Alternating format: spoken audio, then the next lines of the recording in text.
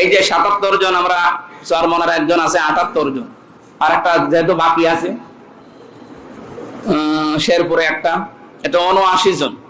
এই ৭৯ জন মিলে আমরা আশা করছি আগামীতে বাংলাদেশে ২১২ জন আছে। আমরা এই মসজিদের ভেতরে বসে বলছি ১০০% চেষ্টা চালাবো এই ৭৯ জন মিলে ওনাদেরকে তীরের মতো সোজা করে রাখি। যদি এদিক ওদিক করে আমরা চেপে ধরবো ইনশাআল্লাহ, সে সংসদে হোক আর সংসদের বাইরে হোক।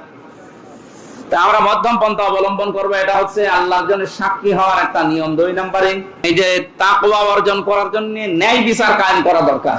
এটা ব্যক্তি, পরিবার, সমাজ এবং রাষ্ট্রের সব জায়গায় এই ন্যায় বিচার যদি আমরা কায়েম করতে পারি, রমজানের দ্বারা যে তাকওয়া অর্জন করার জন্য তাকিদ দেওয়া হয়েছে সেইটা এবার বাংলাদেশে কায়েম হবে।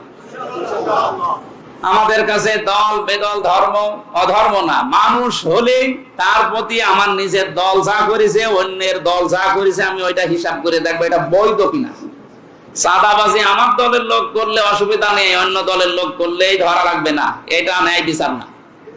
আমি এমপি শুধুমাত্র ১,৮৩,০০০ ভোট পেয়েছি এদেরই না, আমার ৪.৫ লাখ ভোট সবার জন্য আমি এমপি।